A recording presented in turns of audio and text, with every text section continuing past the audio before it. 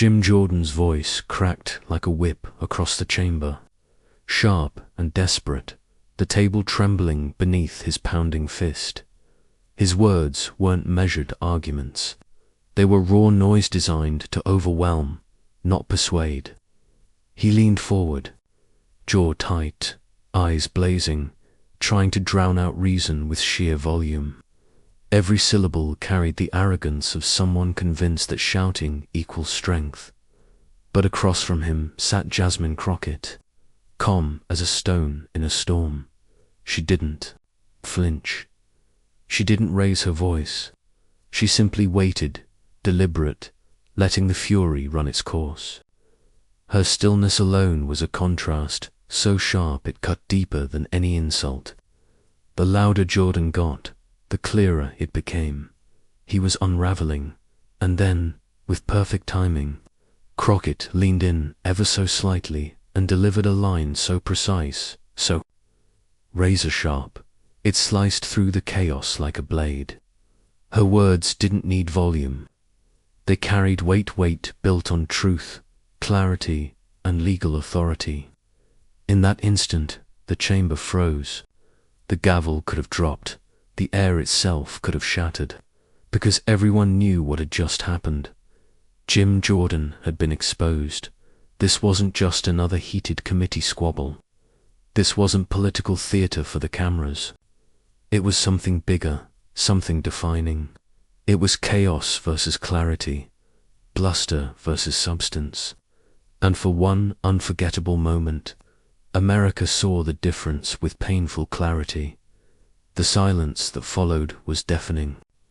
Even Jordan seemed stunned. The momentum ripped from beneath him. His usual arsenal volume, intimidation, sheer persistence, suddenly looked flimsy, almost pathetic, against the cool precision of a woman who refused to be bulldozed. And here's the thing. Crockett's takedown wasn't personal. It wasn't about ego. It was about law, about fact, about the kind of accountability Jordan pretends to champion but so often runs from. By exposing his ignorance in real time, she didn't just win a point, she revealed a truth about power itself. When arrogance meets knowledge, arrogance always collapses. What unfolded in that chamber was more than a clash of personalities. It was a clash of values. And the moment Jasmine Crockett exposed, Jim Jordan's legal ignorance left the entire chamber speechless. The real shock was still to come.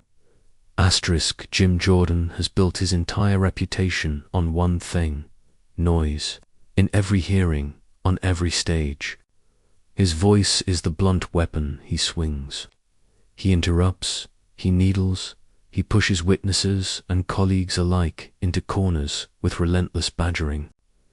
To his supporters, he's the attack dog of congressman who never backs down, who keeps hammering until the room bends to his energy. But behind the noise, critics see something else, a hollow strategy, one that substitutes aggression for substance, intimidation for truth. And across from him sat Jasmine Crockett, a very different kind of force. Before she ever stepped into Congress, she was a lawyer, a defender, a woman trained to wield words not as blunt instruments, but as precision tools. Where Jordan relies on volume, Crockett relies on discipline. Where he thrives on disruption, she thrives on order, on facts, on the structure of law itself. Every moment in that chamber was a clash of those two styles, raw force against refined skill. This mattered for more than just their reputations. In that hearing, they embodied a larger struggle playing out across America. On one side, the politics of distortion, of drowning truth beneath waves of misinformation and emotional chaos. On the other, the politics of clarity, of discipline, of holding the line when lies threatened to blur the boundaries of democracy itself. It wasn't just Jordan versus Crockett. It was noise versus knowledge. And that's why the tension in the room grew with every second. Because deep down, Jordan expected to dominate. he always does. But what he didn't expect was Crockett's calm precision, her refusal to be steamrolled, her quiet strength standing unshaken in the face of his storm. She wasn't just pushing back, she was dismantling him piece by piece, with every pause, every pointed remark, every refusal to let his tactics set the rules of engagement. The air grew heavier, the room tighter, as if everyone sensed the clash was about to ignite into something unforgettable. Jordan pressed harder. Crockett sat taller. The collision course was set. Asterisk for years, Jim Jordan has played the role of Congress's loudest man. In the room, his style isn't built on persuasion or patience, it's built on volume. He pounds tables, raises his voice, and floods the air with so much noise that reason itself seems drowned. In hearings, he thrives on disorder. To his base, he's a fighter. To his critics, he's a bully. Either way, Jordan carved out his identity, not by crafting solutions, but by creating spectacles. But behind the bluster lies a record riddled with controversy. He has refused to comply with subpoenas from the January 6th committee, dodging accountability while insisting he is a champion of law and order. He rails against corruption, yet aligns himself with some of the most corrosive forces in modern politics. And while he postures as the defender of democracy, he stood on the side of those who tried to overturn it. Jordan's reputation as the attack dog was earned in these very hearings. He interrupts not to clarify, but to intimidate. He questions, not to seek truth, but to rattle and overwhelm.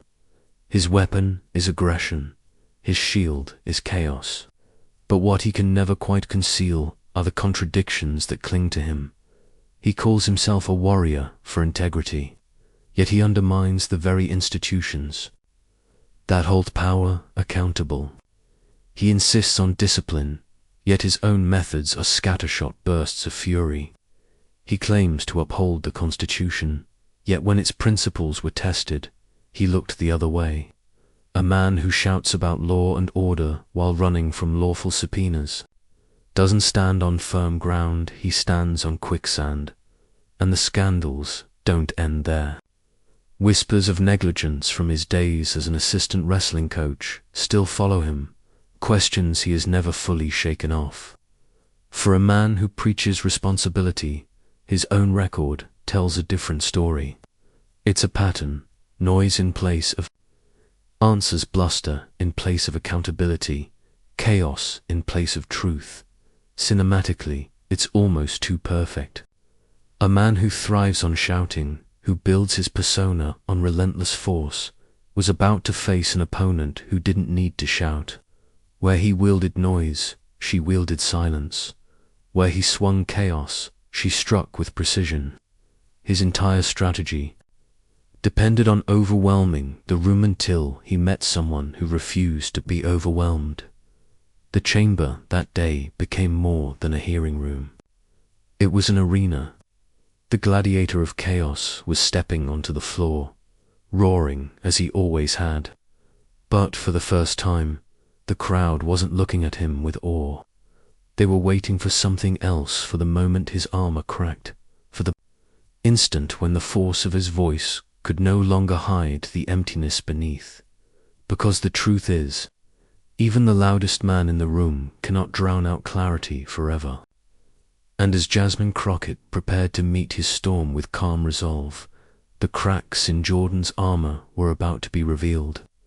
Asterisk before she became the woman who could silence a chamber with a single line. Jasmine Crockett's story began far from the marble halls of Congress. Raised in Texas, she grew up with a front row seat to the struggles of everyday people. The kind of struggles politicians like Jim Jordan rarely seemed to notice. She watched her community wrestle with inequity, and instead of turning away, she turned her life toward the law. Law school was not just an academic pursuit for her, it was a calling. Crockett chose to wield statutes and precedents the way others might wield swords and shields. In Texas courtrooms, she fought for the marginalized, the overlooked, and the silenced. She learned to be quick on her feet, because in those rooms, hesitation meant defeat. That training honed her into a lawyer who wasn't just knowledgeable, but razor-sharp, capable of dismantling an argument with precision instead of volume. Her rise into politics wasn't accidental. It was the natural extension of her fight for justice. Elected to represent Texas, she carried the voice of those who too often go unheard. And she carried something else, too, the weight of being a black woman in spaces that weren't built to welcome her. Every barrier of race, every ceiling of gender, every sideways glance in the halls of power only sharpened her resolve. Where others might have bent, she stood taller. Where others might have softened, she grew bolder. Her identity became her power. Quick-witted, unapologetically bold, grounded in both law and lived experience, Jasmine Crockett learned that the calm delivery of truth could cut deeper than the loudest shout. She didn't need theatrics to command attention. She had the facts and the presence to make the room listen. This was the stark contrast between her and Jim Jordan. Where he thrived on fury, she thrived on focus. Where he leaned on chaos, she leaned on clarity. He used volume to intimidate. She used truth to disarm. It was more than a clash of personalities. It was a collision of philosophies. Two visions of what public service should look like. Jordan embodied the politics of spectacle. Crockett embodied the politics of service. And in the moments leading up to their live confrontation, it became clear that this wouldn't simply be a war of words. It would be a test of which force carried more power. The chaos of a man who shouted, or the calm of a woman who had spent her entire life turning struggle into strength. The chamber was already tense, the air heavy with expectation. Jim Jordan leaned forward, his voice cutting across the room like a jagged blade. "Answer the question," he barked, pounding the table with a clenched fist, his trademark move, to dominate and intimidate. He interrupted before Crockett could even complete a sentence, as if sheer volume could substitute for substance. Each outburst was louder than the last, his face reddening, his words cascading into the microphone in a storm of accusations and theatrics. But Jasmine Crockett was not moved. She adjusted her posture, lifted her chin ever so slightly, and spoke. In a measured tone, each word crisp, each phrase sharp with legal precision. "Congressman, if you're finished shouting, perhaps we can turn to the law, the very thing you seem determined to ignore." Her calmness was not weakness, it was a scalpel cutting through the noise. The audience felt the shift immediately. Gasps rippled across the chamber, staffers exchanging knowing glances. On social media, clips began circulating within minutes. She's schooling him on his own platform. One tweet read, "This is how you handle a bully." Another posted, already racking up thousands of likes. Hashtags began forming in real time. Hashtag Crockett silences Jordan. Hashtag facts over fury. But Jordan didn't stop. He doubled down, speaking over her again, his words tripping over themselves in his rush to dominate the narrative. Yet the louder he became, the more composed she remained. Every pause she took made his interruptions look more desperate. Every precise legal citation she dropped landed like a hammer. It was the oldest courtroom strategy playing out in public. Let your opponent drown in his own noise while you weaponize silence. Every time Jordan shouted, Crockett sharpened her silence into a blade. The spectacle no longer belonged to him. The drama belonged to her. Viewers watching at home could sense the growing imbalance, the unraveling of a man who thrived on fury but faltered when faced with calm clarity. The tension built to a breaking point. Jordan's voice cracked with exasperation as he tried, once again, to bulldoze his way through. Crockett leaned forward, her eyes locked on his, and the room seemed too quiet around her, as if bracing for impact. Asterisk. The room was still vibrating from Jordan's last outburst when Crockett leaned into the microphone, her voice steady, controlled, and cutting. "Congressman Jordan," she began, each syllable deliberate for someone who claims to defend the Constitution. "You seem remarkably unfamiliar with what it actually says." The words hung in the air like a challenge, daring him to interrupt again. Jordan shuffled his papers, his fingers fumbling as if grasping for ammunition he didn't have. His eyes darted across the desk, searching for a foothold, but Crockett didn't give him one. She pressed forward, citing precedent after precedent with surgical precision. United States v. Nixon, Marbury v. Madison, rulings that affirm not just the authority of law, but the supremacy of truth over political theater. Her voice rose not in volume, but in conviction. Jordan tried to cut in, "That's not what I," but she overrode him with the calm firmness of a seasoned lawyer. "Yes, it is what you implied, Congressman. And it's not only wrong, it's dangerous." The chamber stirred. Staffers shifted in their seats. Phones lit up as reporters began typing feverishly. She paused, letting silence build suspense. Jordan coughed nervously, flipping through his binder, but the more he turned pages, the clearer it became. He had nothing. His so-called attack dog dominance looked more like a cornered man scrambling for cover. Crockett seized the moment. "You speak of law and order," she said, her eyes locked on him, "yet you ignore subpoenas.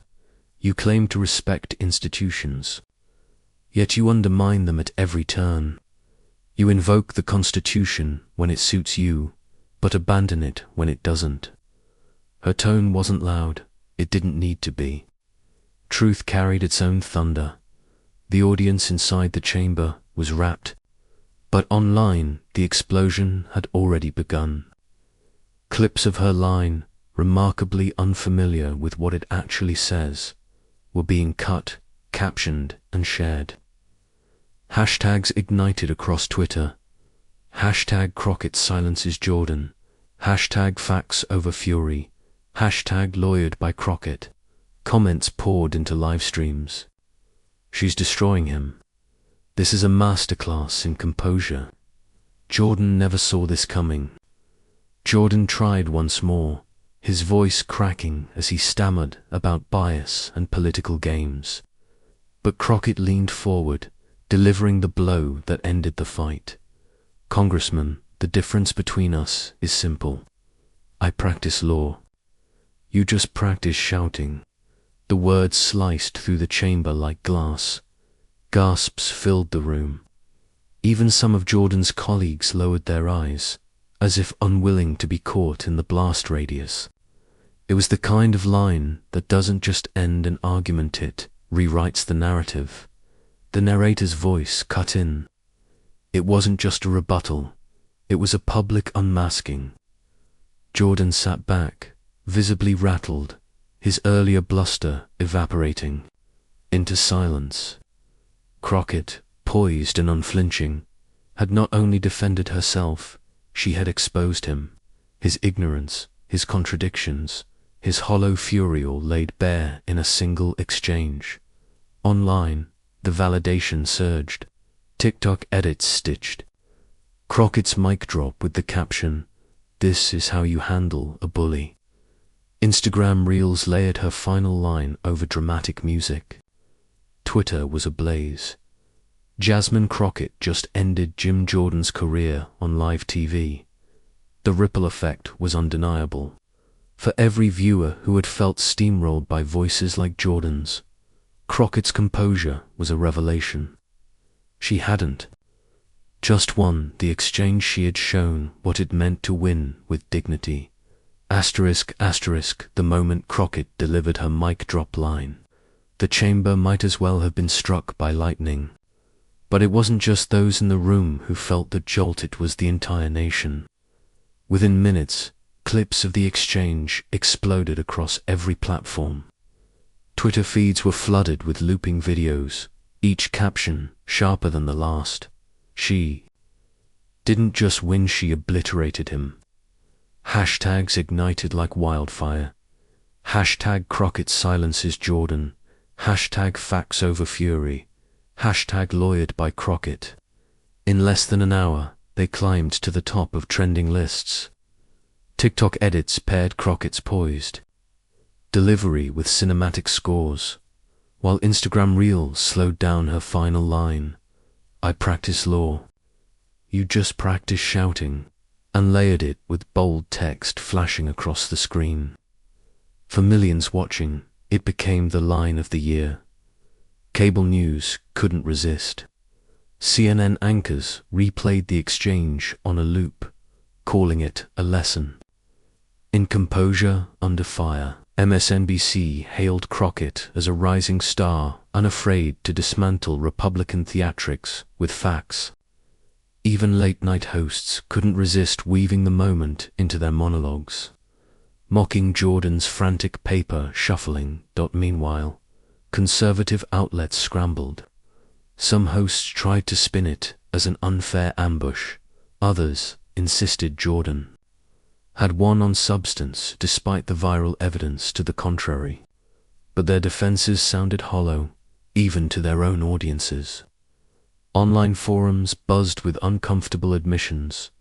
"I usually like Jordan, but wow, he got destroyed tonight." The memes poured in. One showed Jordan shouting with the caption, "Sound and fury, signifying nothing." Another featured Crockett calmly sipping water, superimposed with facts greater than volume. Even GIFs of her raised eyebrow were being shared like digital trophies across timelines. Yet the shockwaves reached deeper than entertainment. In classrooms, community centers, and living rooms, young people, especially women of color, saw themselves in Crockett. They saw that strength didn't have to look like shouting, that dignity could be louder than chaos. Tweets rolled in from law students and activists. "Jasmine Crockett just gave us the blueprint." Another read, "Every time a bully yells over me, I'll remember this moment." What Crockett had done wasn't just dismantle Jordan. She had cracked the mold of how power could be challenged through precision, not pandemonium. Her victory wasn't confined to one exchange. It reverberated as inspiration, emboldening voices that too often felt silenced. And as the clips continued to multiply, one truth became clear. This wasn't just about viral fame. It was about a cultural shift. A reminder that facts and dignity could still command the stage in an age dominated by noise. As the dust settled, Jasmine Crockett refused to let the story remain just another viral clash. She leaned into the moment, not to gloat, but to illuminate. "This isn't about me versus Jim Jordan," she declared, her voice steady and unwavering. "It's about truth versus lies, dignity versus hate, justice versus chaos." With those words, she reframed the spectacle into something far larger than a personal battle. It was a mirror held up to America itself. Her composure had already captured the nation's attention, but now it began to capture its imagination. For every viewer tired of watching democracy drowned out by shouting matches, Crockett offered an alternative calm precision rooted in facts. A vision where representation wasn't just symbolic, but transformative. She showed that strength could be both fierce and graceful. That courage didn't always roar, but sometimes spoke with clarity that pierced through the noise. America saw a choice that night. One path defined by bluster, intimidation, and chaos. Another defined by empathy, justice, and representation. Crockett embodied the second path, and in doing so, she gave millions permission to believe that politics could be more than theater. It could be a platform for dignity. The universal truth was undeniable. Courage can silence chaos, integrity can expose corruption, and even in the darkest arenas of partisan conflict, a steady voice can shine brighter than 1,000 shouts. Crockett's victory wasn't just rhetorical, it was moral. She reminded a fractured country that democracy's strength lies not in who can scream the loudest, but in who can stand the tallest when others try to drag the discourse into the mud. And as commentators, activists, and everyday citizens replayed her words, they weren't simply applauding a takedown, they were embracing a reminder of who America could still be: a resilient, just, and inclusive. For a fleeting but powerful moment, it felt like dignity had stepped back into the spotlight. The narrator's voice sealed the sentiment, and in that moment, millions were reminded dignity doesn't shout, it shines. Jim Jordan tried to command the room with volume, but Jasmine Crockett proved that volume is not the same as strength. What unfolded was more than just a heated exchange, was a defining moment that left Jordan silenced, exposed, and unraveling under the weight of his own ignorance. The title says it all. Jim Jordan silenced by Jasmine Crockett. She exposes his legal ignorance. Live. The lesson is clear. In a political culture too often dominated by noise, Crockett showed that truth doesn't need to shout. Truth doesn't stumble. Truth doesn't panic. Truth simply stands, steady and undeniable. And when spoken with courage, it can silence chaos in an instant. This moment wasn't just about a single clash in Congress, it was about the moral stakes of our time. Will we choose lies, fear, and division? Or will we amplify clarity, justice, and dignity? Jasmine Crockett's calm dismantling of Jim Jordan reminds us that the fight for truth is ongoing, and it requires all of us. If you believe that truth deserves a louder voice than lies, if you believe dignity should always outshine chaos, then join this channel. Share this story. Let's make sure voices like Jasmine's echo far beyond one broadcast, inspiring a generation to choose justice over noise. As the scene closes, the shouting fades into silence. The camera lingers on Crockett's calm, unshaken face. Then the screen goes black, and 3 words appear, bold, unflinching, undeniable.